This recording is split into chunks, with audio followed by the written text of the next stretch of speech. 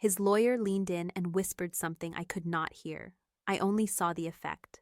My husband's smile froze, like a picture paused mid-laugh. The color drained from his face so fast it was almost impressive. His fingers tightened around the pen, then loosened, then tightened again. For a brief moment, the room forgot I existed. That was fine.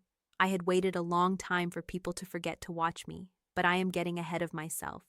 Let me pull you back, because what happened in that office only makes sense if you understand how calmly I walked into it, and why everyone else thought I had lost my mind long before a single paper was signed. My name is Elowen Harrow. It is not a name people forget easily, though for most of my marriage, forgetting me came naturally. I was married to Daniel for almost 2 decades, long enough to build a life that looked solid from the outside and hollow from every place that mattered. Long enough for sacrifice to feel like oxygen, invisible and assumed. Long enough for him to believe that what I gave was infinite. When Daniel told me he wanted a divorce, he did not raise his voice. He did not cry. He did not even look nervous. He sat across from me at the dining table we picked out together years earlier and spoke as if he were reading a grocery list. He wanted the house, the business, the accounts, the investments. He said it was cleaner that way. He said he deserved it. He said I would be fine. I nodded. That was the first moment people decided I was broken. My sister stared at me like I had spoken another language.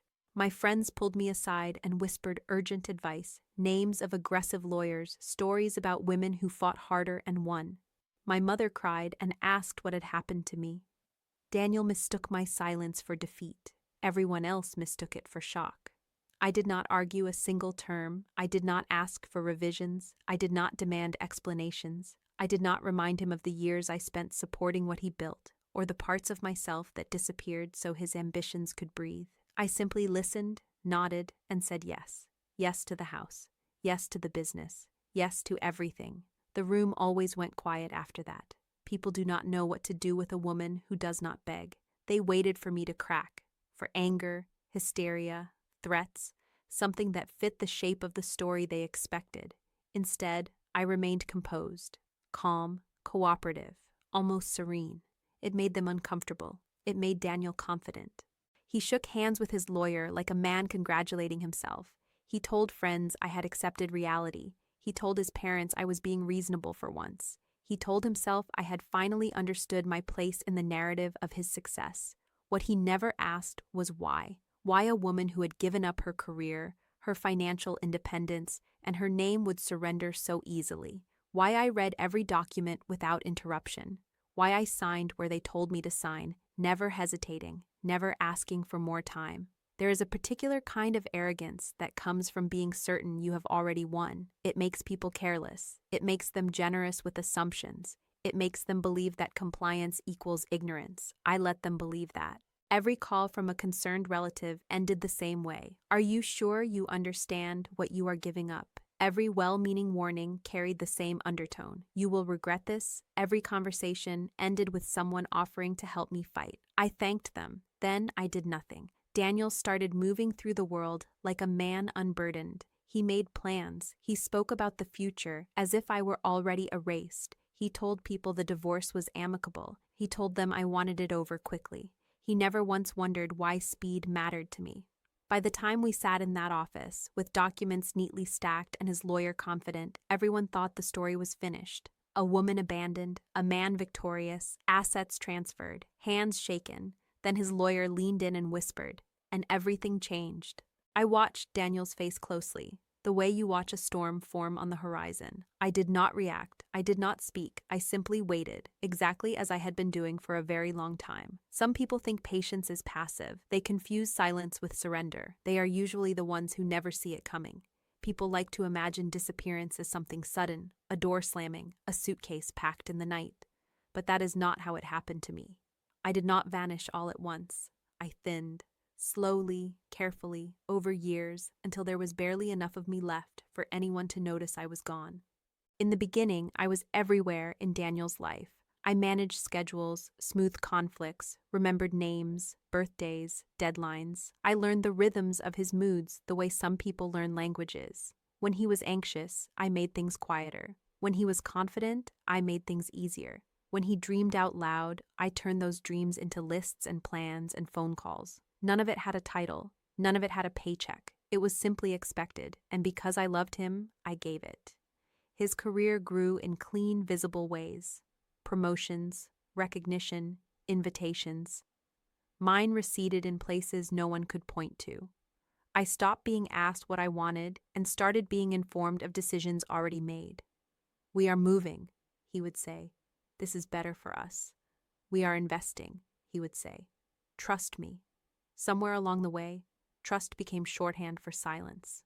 I told myself it was temporary, that once he was stable, once things settled, once we had more time, I would step back into myself. That promise became elastic. It stretched to accommodate every new demand until it no longer held any shape at all. The first thing to go was my name in conversations. I became Daniel's wife. Then I became just his support. Then I became invisible, even in rooms I stood inside. At dinners, people asked him questions about his work and nodded politely when I spoke, already looking past me for someone more relevant. He did not notice, or if he did not correct it. Respect does not disappear loudly. It fades in small permissions, interrupting me mid-sentence, making jokes at my expense and calling it teasing, forgetting things that mattered to me and expecting forgiveness because he was busy. Busy became the justification for everything. I learned not to complain. I learned to make myself low maintenance. I learned that being agreeable kept the peace. By the time I realized I was no longer consulted about decisions that affected my own life, it felt too late to protest. The pattern was set. I adapted the way people do when resistance costs more than compliance. I adjusted my expectations downward and told myself that maturity meant acceptance. The humiliation was not explosive. There were no dramatic betrayals at first, no shouting matches or slammed doors. It was structural. I was edged out of meetings I once attended, introduced to people as an afterthought, left behind while plans were made around me. When I questioned it, Daniel reassured me with the same calm authority he later used during the divorce. "You are overthinking. This is just how things are now." Looking back, I can see the moments he began preparing for life without me. New advisors who did not know my name. Conversations that stopped when I entered the room. A careful separation of finances explained as efficiency. He did not leave suddenly. He reorganized his world so my absence would barely register. I watched all of this without spectacle. I did not cry in front of him. I did not demand apologies. I observed. I learned. I noted what happened when I complied and what happened when I questioned. Compliance made me invisible. Questioning made me inconvenient, so I became invisible on purpose. That is what people misunderstand about obedience. They think it means you have surrendered. In truth, it can mean you are studying the terrain. Every quiet yes taught me where the lines were drawn. Every exclusion showed me where power flowed. Every overlooked contribution clarified what he assumed I would always provide without acknowledgement. When the divorce papers arrived years later, my calm did not come from shock. It came from familiarity. I had already practiced disappearing. I had already learned how to survive inside the margins of someone else's life. By the time Daniel decided I was no longer necessary, I had already learned how to exist without being seen, and disappearing, I would come to understand, is not the same as being gone. Sometimes it is how you prepare to return on your own terms. I learned the truth on a night that looked exactly like every other night of our supposed success. Daniel was out late again, something about a client dinner that mattered too much to miss. I was at home, doing the quiet work that never made it into stories he told. Paying bills, sorting mail, closing loops he did not even know were open. It was ordinary enough that I almost missed it. Almost. There was a discrepancy at first, a number that did not line up, a transfer that did not belong to any account I recognized. I told myself it was nothing, a timing issue, a misfiled expense. I had been trained over the years to explain away my own unease, but curiosity, once awakened, does not easily go back to sleep. I followed the trail, carefully, methodically, the way I did everything else. What I found was not dramatic. It was worse. It was systematic. Daniel was not building what he said he was building. He was borrowing against it, again and again. Mortgages layered on top of mortgages. Credit stretched thin and then thinner. Obligations hidden behind optimism and polished language. The life we displayed was supported by scaffolding no one could see, least of all the people applauding him. I sat at the kitchen table long after midnight, papers spread in front of me, listening to the hum of the refrigerator and the quiet certainty settling in my chest. This was not a misunderstanding. This was not a temporary imbalance. This was a pattern, and it was unsustainable. My first instinct was to confront him, to demand answers, to insist we fix it together. That instinct lasted exactly as long as it took me to imagine his response. Daniel did not respond well to questions that threatened his self-image. And if he knew I knew, he would close ranks, he would lock doors I still needed open. So I stayed quiet. Silence was not denial, it was strategy. I watched more closely, I kept copies, I learned which documents mattered and which were decoration. I separated what could be separated. I made sure what was mine remained unmistakably mine. All the while, I played the role he expected, supportive, trusting, uninformed. It was lonely in a way I had not experienced before, knowing something that could change everything and having no one to share it with. Sitting across from him at dinners, listening to him talk about growth and expansion while knowing how fragile it all was. Watching him grow more confident as the foundation weakened beneath him. Arrogance thrives in applause. The more people praised him, the more reckless he became. New risks, bigger gestures, grand plans announced before they were viable. He mistook momentum for stability. He mistook my silence for ignorance. The hardest part was not the fear, it was the waiting. Living inside a truth that could not yet be used. Smiling at friends who congratulated us. Nodding along when he spoke about the future we were supposedly building together. Every day required restraint. Every day required me to protect him from himself, even as I quietly prepared for the moment I would stop. When Daniel finally decided he was done with me, I felt something close to relief. Not because I wanted the marriage to end, but because the waiting was over. He asked for everything with the confidence of a man who believed assets were the same as value. He did not understand that what he was claiming came with weight he had never bothered to measure. I did not correct him. That was the moment I stopped protecting him. I agreed to his terms not because I had nothing left to fight with, but because I finally saw the cleanest way to let the truth speak for itself. All I had to do was step aside and allow him to take exactly what he believed he deserved. Some lessons cannot be taught. They have to be claimed. By the time the divorce process officially began, I had already learned the most important skill it would require: restraint. Not the kind that looks like dignity from the outside, but the kind that feels like holding your breath underwater while everyone else assumes you are floating. I entered mediation the way I entered the marriage years before, prepared to listen more than I spoke and to let other people underestimate what my silence meant. The first meeting took place in a windowless conference room that smelled faintly of coffee and toner. Daniel sat across from me with an ease that would have been insulting if it had not been so predictable. He spoke confidently, laid out his expectations, and framed every demand as practical. His lawyer nodded along, pen tapping just a little too fast against his legal pad. I noticed that. I noticed everything. When it was my turn to speak, I kept my voice soft. I said I wanted this to be simple. I said I did not want conflict. I said I trusted Daniel to be fair. Each sentence landed exactly as intended.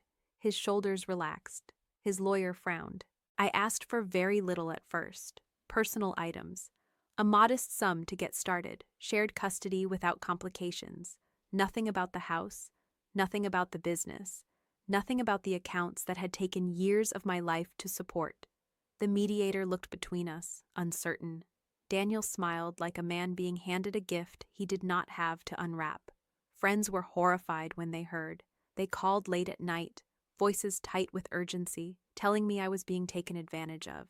My sister begged me to slow down, to rethink, to demand more. Even my mother asked if I was afraid. I told them all the same thing. I was tired. I wanted peace. I wanted it over. What I did not tell them was that peace and surrender are often confused by people who have never needed patience as a weapon. With each meeting, I asked for less. I clarified that I did not want to revisit earlier discussions. I signed preliminary agreements quickly. I waived reviews that would have been expected. Daniel grew bolder with every concession. He talked openly about plans for the house, about restructuring the business without me, about how relieved he was that I was not making things difficult. Difficulty would have slowed him down. His lawyer tried, quietly, to introduce caution. He asked about valuations. He suggested additional reviews. He mentioned liabilities in careful, professional tones. Daniel waved it away every time. He told him it was unnecessary. He told him I was not contesting anything. He told him he knew what he was doing. Confidence can be intoxicating, especially when it is mistaken for competence. I watched Daniel make decisions faster and faster, eager to finalize, eager to move on. He signed documents without reading them closely. He dismissed delays as annoyances. He grew impatient with anything that threatened to slow the finish line he believed he could already see.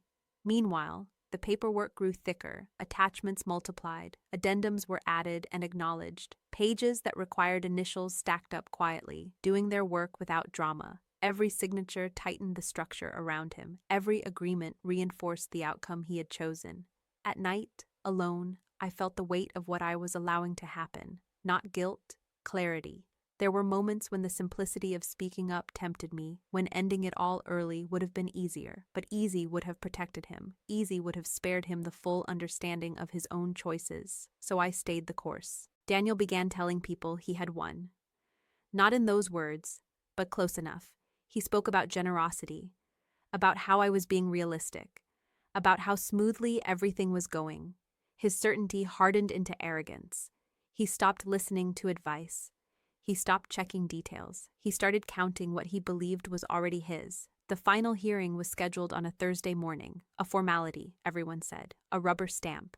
Daniel texted me the night before, thanking me for being reasonable. I read the message once, then put my phone down. I was calm in a way that surprised even me. The next day, he would walk into a courtroom, convinced he had taken everything, and I would sit across from him knowing that letting him win had been the most deliberate decision I had made in years. The courtroom was colder than I expected, not in temperature but in tone. Everything echoed, shoes on tile, papers shifting, the quiet authority of a space where decisions become permanent. Daniel arrived confident, shoulders back, tie perfectly straight, wearing the expression of a man who believed the worst part was already behind him.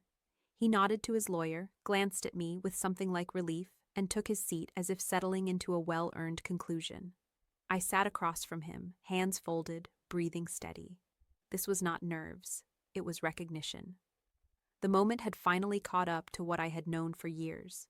The judge reviewed the case with professional efficiency. Names, dates, agreements. The words dissolved into background noise as the final documents were distributed. Page after page slid across polished wood, each one heavier than the last. Daniel signed eagerly, barely pausing, his pen moving fast, decisive. When it was my turn, I signed slowly, deliberately, aware of the weight of each stroke. His lawyer was the first to notice. I saw it in the pause, the subtle stiffening of his posture, the way his eyes moved back to a page he had already passed.